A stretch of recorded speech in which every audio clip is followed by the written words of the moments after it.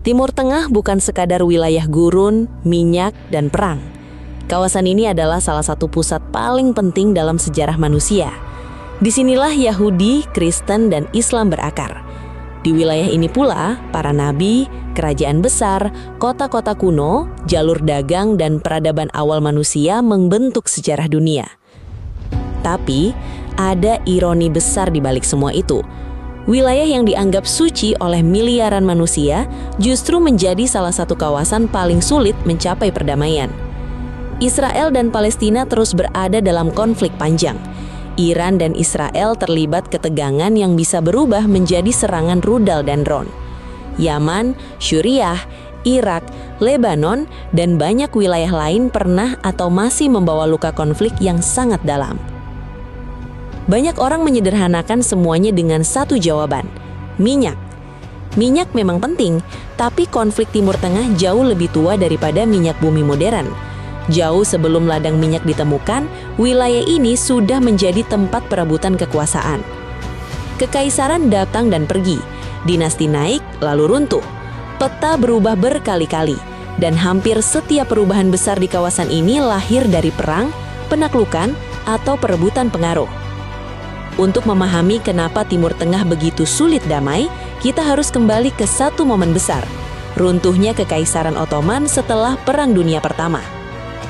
Kalau kita melihat peta Timur Tengah pada tahun 1914, banyak negara yang kita kenal hari ini belum ada. Tidak ada Irak modern, tidak ada Suriah modern, tidak ada Lebanon modern, tidak ada Yordania modern. Bukan hanya karena wilayah itu belum merdeka, tapi karena konsep negaranya memang belum dibentuk seperti sekarang. Saat itu, sebagian besar kawasan Timur Tengah masih berada di bawah satu kekaisaran besar, yaitu Kekaisaran Ottoman. Kekaisaran ini berdiri sejak akhir abad ke-13 di Anatolia dan bertahan lebih dari 600 tahun. Pada masa jayanya, Ottoman menguasai wilayah luas dari Eropa Tenggara, Anatolia, Levan, Mesopotamia, sebagian semenanjung Arab, hingga Afrika Utara. Di dalam kekaisaran itu hidup banyak bangsa dan komunitas. Ada Arab, Turki, Kurdi, Armenia, Yahudi, Kristen, Muslim, Druze, dan kelompok lain. Mereka tidak selalu hidup harmonis. Ada ketegangan, pemberontakan, penindasan, bahkan tragedi kemanusiaan besar seperti pembantaian terhadap bangsa Armenia pada akhir masa kekaisaran. Tapi, Ottoman memiliki satu sistem yang berusaha mengelola keragaman itu, yaitu sistem millet. Melalui sistem ini, komunitas agama tertentu diberi ruang untuk mengatur urusan internal mereka sendiri, seperti pendidikan, hukum keluarga, dan kehidupan sosial komunitas. Sistem itu tidak sempurna, tapi selama berabad-abad, batas-batas kekuasaan di kawasan ini berkembang secara bertahap. Banyak wilayah terbentuk mengikuti jalur dagang, geografi, komunitas lokal, dan keseimbangan politik yang tumbuh lama. Masalah besar muncul ketika keseimbangan itu runtuh dalam waktu singkat. Pada tahun 1914, Perang Dunia Pertama pecah. Ottoman memilih berada di pihak blok sentral bersama Jerman dan Austria-Hungaria. Pilihan ini membuat Ottoman menjadi target utama Inggris dan Prancis. Bagi Inggris, Ottoman adalah ancaman serius karena posisinya dekat dengan terusan Suez di Mesir. Terusan ini sangat penting bagi jalur perdagangan Inggris menuju India, salah satu wilayah paling berharga dalam kerajaan Britania. Bagi Prancis, wilayah Levan seperti Suriah dan Lebanon punya nilai historis, ekonomi, dan politik yang besar.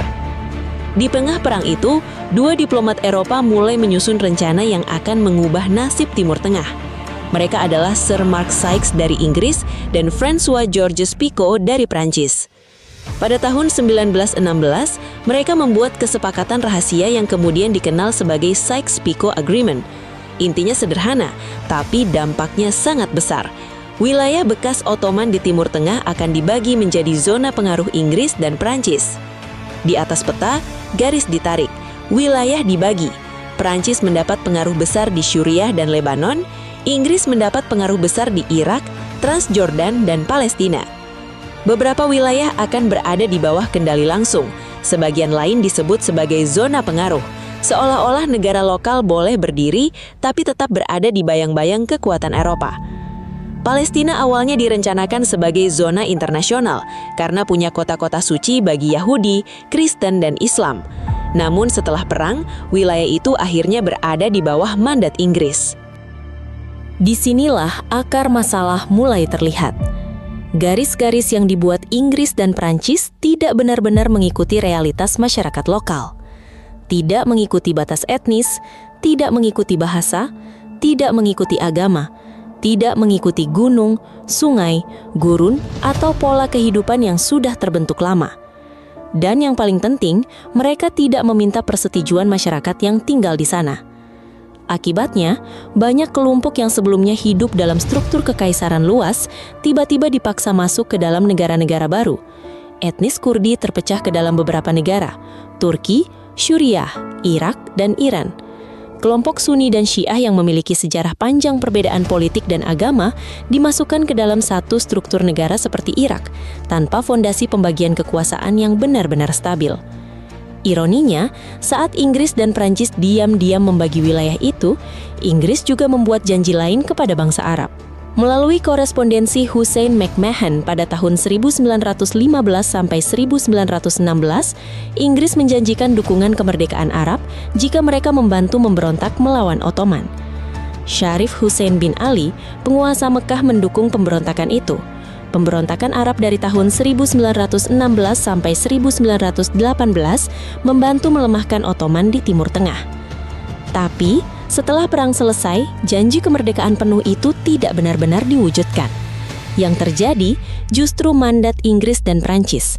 Setelah Perang Dunia Pertama berakhir pada tahun 1918 dan Ottoman dibubarkan melalui Perjanjian Sèvres tahun 1920, Liga Bangsa-Bangsa memberikan mandat kepada Inggris dan Prancis. Secara resmi, mandat disebut sebagai misi untuk membimbing bangsa-bangsa baru menuju kemerdekaan. Tapi dalam praktiknya, Inggris dan Prancis menentukan hampir semuanya. Mereka menentukan batas negara, mereka memilih raja, mereka membentuk sistem hukum, mereka mengatur siapa yang diberi posisi kekuasaan. Irak adalah contoh paling jelas. Inggris membentuk Irak dari wilayah yang berisi 3 kelompok besar, Arab Sunni di bagian tengah dan barat, Arab Syiah yang jumlahnya lebih besar di selatan, dan Kurdi di pegunungan utara. Ketiganya punya identitas politik dan sosial yang berbeda, namun mereka dipaksa masuk ke dalam satu negara baru. Lalu, Inggris mengangkat Faisal I, seorang pangeran Hashimiyah dari Hijaz sebagai Raja Irak. Ia bukan berasal dari Irak, tapi dipilih karena dianggap bisa menjaga stabilitas yang sesuai dengan kepentingan Inggris. Struktur seperti ini menciptakan ketimpangan kekuasaan sejak awal, dan ketimpangan itulah yang menjadi bom waktu politik di Irak selama puluhan tahun. Di Suriah, Prancis juga memainkan politik kelompok. Mereka menempatkan kelompok minoritas Alawi dalam posisi-posisi militer strategis. Keputusan ini membuka jalur kekuasaan yang kemudian ikut membentuk masa depan Suriah, termasuk naiknya Hafez al-Assad pada tahun 1970 dan berlanjut ke pemerintahan Bashar al-Assad.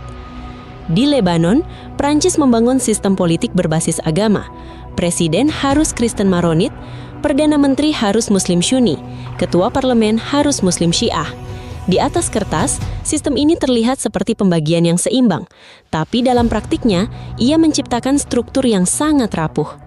Ketika keseimbangan itu pecah, Lebanon jatuh ke dalam perang saudara panjang dari tahun 1975 sampai 1990 yang menewaskan lebih dari 120.000 orang. Pola ini berulang di banyak tempat. Negara-negara baru lahir bukan dari kesepakatan masyarakatnya sendiri, tapi dari desain kekuatan asing. Dan ketika negara-negara itu akhirnya merdeka, warisan pembagian yang bermasalah tidak hilang. Ia berubah menjadi konflik internal, perebutan kekuasaan dan ketegangan sektarian yang terus hidup sampai hari ini. Namun, dari semua warisan pasca Ottoman, konflik yang paling panjang dan paling mengguncangkan dunia terjadi di Palestina. Wilayah ini tidak besar, luasnya sekitar 27.000 km persegi, lebih kecil dari Provinsi Banten. Tapi dampak politiknya menjangkau seluruh dunia. Sejak akhir abad ke-19, muncul gerakan Zionisme yang mendorong pembentukan negara Yahudi di wilayah yang dianggap sebagai tanah leluhur berdasarkan narasi sejarah dan agama. Tokoh pentingnya adalah Theodor Herzl yang menerbitkan buku Der Judenstaat pada tahun 1896. Setelah itu, gelombang imigrasi Yahudi ke Palestina meningkat, terutama dari Eropa Timur, tempat komunitas Yahudi mengalami penganiayaan. Lalu, pada tanggal 2 bulan November tahun 1917, Menteri Luar Negeri Inggris Arthur Balfour mengirim surat kepada Lord Walter Rothschild. Surat itu menyatakan dukungan Inggris terhadap pembentukan National Home bagi bangsa Yahudi di Palestina. Dokumen inilah yang dikenal sebagai Deklarasi Balfour. Masalahnya, Palestina bukan tanah kosong. Di sana sudah tinggal lebih dari 1,5 juta penduduk Arab Palestina. Mereka punya rumah, desa, kota, kebun zaitun, dan kehidupan yang sudah berlangsung selama berabad-abad. Selama masa mandat Inggris, ketegangan antara komunitas Yahudi dan Arab terus meningkat. Pemberontakan Arab tahun 1936 sampai tahun 1939 menuntut penghentian imigrasi Yahudi dan kemerdekaan. Inggris akhirnya menyerahkan masalah ini kepada Perserikatan Bangsa-Bangsa. Pada tanggal 29 bulan November tahun 1947, PBB mengeluarkan resolusi 181. Isinya adalah rencana pembagian Palestina menjadi 2 negara. Satu negara Yahudi mendapat 56% wilayah, satu negara Arab mendapat 43%. Yerusalem dijadikan zona internasional. Pemimpin Yahudi menerima rencana itu, pemimpin Arab menolaknya karena dianggap tidak adil. Pada tanggal 14 Mei tahun 1948, David Ben-Gurion mendeklarasikan berdirinya negara Israel. Kurang dari 24 jam kemudian, Mesir, Suriah, Transjordan, Irak, dan Lebanon menyerang. Perang Arab-Israel tahun 1948 berakhir dengan hasil besar. Israel bukan hanya bertahan, tapi menguasai sekitar 78% wilayah Palestina historis. Sekitar 700.000 orang Palestina mengungsi atau terusir dari rumah mereka dalam peristiwa yang dikenal sebagai Nakbah. Sejak itu, konflik tidak pernah benar-benar selesai. Perang 6 hari tahun 1967 membuat Israel menguasai tepi barat, jalur Gaza, semenanjung Sinai, dan dataran tinggi Golan. Gelombang intifadah pada tahun 1987 dan tahun 2000 menewaskan ribuan orang dari kedua sisi. Sejak tahun 2007, blokade darat, laut, dan udara terhadap Gaza membuat wilayah berpenduduk sekitar 2 juta jiwa itu sering disebut banyak organisasi HAM sebagai penjara terbuka terbesar di dunia. Setiap eskalasi baru selalu membawa pertanyaan yang sama. Bagaimana konflik ini bisa berakhir? Tapi konflik Palestina-Israel bukan satu-satunya alasan Timur Tengah terus bergolak. Ada faktor lain yang membuat dunia luar tidak pernah bisa benar-benar menjauh dari kawasan ini. Minyak. Kalau Timur Tengah hanya berisi gurun tanpa sumber daya strategis, mungkin campur tangan negara-negara besar tidak akan sebesar sekarang. Tapi di bawah tanah kawasan ini tersimpan energi yang menggerakkan dunia modern. Berdasarkan data OPEC, Timur Tengah menyimpan sekitar 48% cadangan minyak bumi terbukti di dunia. Arab Saudi memiliki lebih dari 267 miliar barel. Iran sekitar 209 miliar. Irak sekitar 145 miliar. Angka-angka itu menjelaskan kenapa kawasan ini tidak pernah dipandang biasa oleh negara-negara besar. Minyak komersial ditemukan di Iran pada tahun 1908 oleh perusahaan Inggris yang kemudian berkembang menjadi British Petroleum. Setelah itu, Inggris memperkuat posisinya di Teluk Persia. Amerika Serikat juga masuk melalui Arabian American Company atau Aramco yang mulai beroperasi di Arab Saudi pada tahun 1933. Selama puluhan tahun, kekayaan minyak kawasan ini mengalir besar ke perusahaan-perusahaan barat, sementara negara-negara penghasil hanya mendapat sebagian kecil. Gelombang nasionalisasi pada tahun 1950-an sampai tahun 1970-an mengubah arah permainan. Iran menasionalisasi industri minyaknya pada tahun 1951 di bawah Perdana Menteri Mohammad Mossadegh. Tapi pada tahun 1953, CIA dan MI6 menggulingkannya melalui kudeta yang dikenal sebagai Operasi Ajax. Arab Saudi kemudian mengambil alih Aramco secara bertahap sampai sepenuhnya pada tahun 1980. Irak menasionalisasi Iraq Petroleum Company pada tahun 1972. Kontrol atas minyak berubah, tapi kepentingan global tidak hilang. Ketika Saddam Hussein menginvasi Kuwait pada tanggal 2 bulan Agustus 1990, salah satu latar belakangnya adalah sengketa minyak di ladang Rumaila dan tuduhan bahwa Kuwait memproduksi minyak melebihi kuota OPEC. Respons dunia sangat cepat. Koalisi 35 negara yang dipimpin Amerika Serikat mengerahkan lebih dari 600.000 tentara dalam operasi Desert Storm. Kuwait dibebaskan dalam 42 hari. Secara resmi, itu adalah pembelaan terhadap kedaulatan Kuwait. Tapi semua orang tahu, minyak adalah bagian besar dari perhitungannya. Pola seperti ini terus berulang. Campur tangan militer, diplomatik, dan ekonomi di Timur Tengah hampir selalu punya dimensi energi. Minyak membuat negara-negara Timur Tengah kaya, tapi juga membuat kawasan ini terlalu penting untuk dibiarkan bergerak tanpa pengaruh luar. Di atas semua itu, ada satu persaingan besar yang sering bekerja di balik konflik-konflik lokal, rivalitas Iran dan Arab Saudi. Keduanya adalah negara Muslim besar. Keduanya punya sumber daya strategis, keduanya punya ambisi pengaruh regional. Tapi keduanya berdiri di sisi ideologi dan geopolitik yang berbeda. Arab Saudi adalah monarki absolut yang dipimpin dinasti Saud sejak tahun 1932. Negara ini menjadi penjaga dua kota suci Islam, Mekah dan Madinah. Saudi juga merupakan sekutu penting Amerika Serikat di kawasan, terutama sejak pertemuan Raja Abdul Aziz dan Presiden Franklin D. Roosevelt di atas kapal USS Quincy pada Februari tahun 1945. Sementara itu, Iran mengalami perubahan besar pada tahun 1979. Sebelum revolusi, Iran di bawah Shah Muhammad Reza Pahlavi adalah sekutu dekat Amerika dan Barat. Tapi revolusi Islam Februari 1979 menggulingkan Shah dan membawa Ayatollah Ruhollah Khomeini mendirikan Republik Islam Iran. Sejak itu, Iran berubah menjadi negara teokrasi Syiah yang menentang hegemoni Amerika dan pengaruh Barat di Timur Tengah. Krisis penyandaraan diplomat Amerika di Kedutaan Besar AS di Teheran menjadi simbol putusnya hubungan lama itu. Sejak saat itu, Iran dan Arab Saudi berubah menjadi dua kutub yang saling bersaing. Namun mereka jarang berperang langsung, yang lebih sering terjadi adalah perang melalui pihak ketiga atau proxy war. Yaman, Irak, Suriah, dan Lebanon menjadi arena penting dalam persaingan ini. Di Yaman, kelompok Houthi yang menguasai Sanaa sejak tahun 2014 didukung Iran dengan senjata, dana, dan pelatihan. Sebagai respons, Arab Saudi memimpin koalisi militer yang melakukan operasi udara besar sejak Maret tahun 2015. Dampaknya sangat besar, lebih dari 150.000 korban jiwa, jutaan pengungsi internal, dan bencana kelaparan. Di Suriah, Iran mendukung rezim Bashar al-Assad, sementara Arab Saudi mendukung kelompok oposisi bersenjata. Di Lebanon, Hizbollah yang didirikan dengan bantuan Iran pada tahun 1982 tumbuh menjadi kekuatan politik dan militer yang sangat dominan. Artinya, banyak konflik di Timur Tengah punya lapisan ganda. Di permukaan, konflik terlihat lokal, tapi di belakangnya sering ada pertarungan pengaruh antara kekuatan regional seperti Iran dan Arab Saudi, ditambah kepentingan kekuatan global seperti Amerika Serikat, Rusia, Inggris, atau Prancis. Jadi, kenapa Timur Tengah seolah tidak pernah benar-benar damai? Jawabannya bukan satu hal.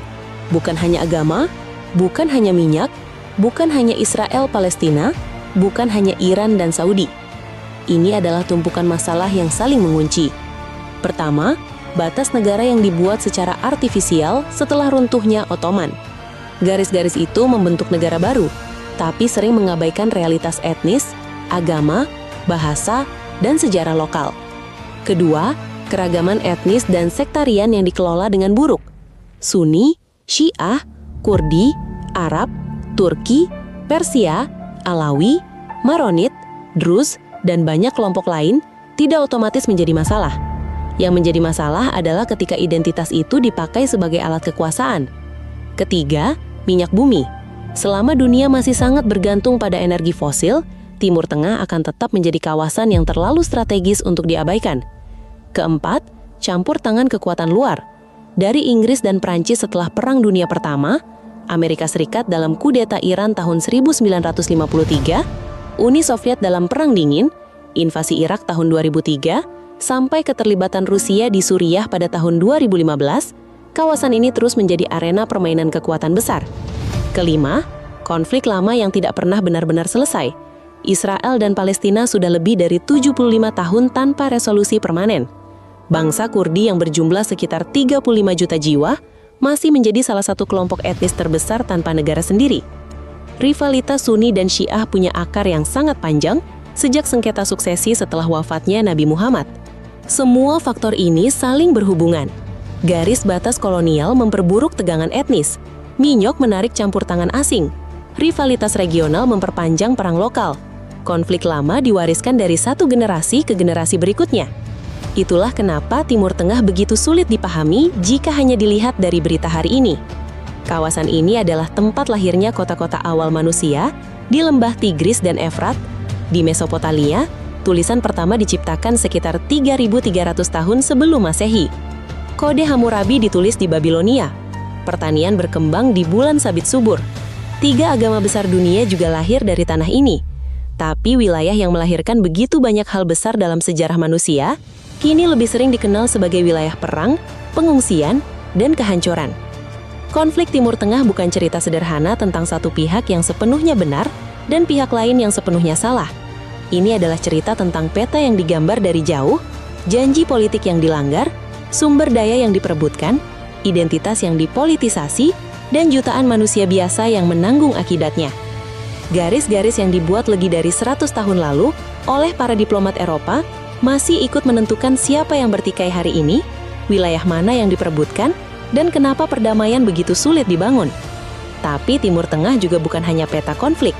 Di balik berita tentang rudal, blokade, perang saudara dan gencatan senjata yang gagal, ada manusia biasa yang hidup di dalamnya. Ada keluarga yang membangun ulang rumah dari reruntuhan. Ada pedagang yang tetap membuka pasar. Ada anak-anak yang tetap membayangkan masa depan, meskipun langit di atas mereka tidak pernah sepenuhnya aman. Dan mungkin untuk memahami Timur Tengah, kita tidak bisa hanya melihat siapa yang menembak lebih dulu hari ini. Kita harus melihat lapisan sejarah yang panjang, dari runtuhnya Ottoman, perjanjian rahasia Eropa, mandat kolonial, konflik Palestina, minyak, rivalitas Iran-Saudi, sampai campur tangan negara besar. Karena di kawasan ini, perang jarang berdiri sendiri.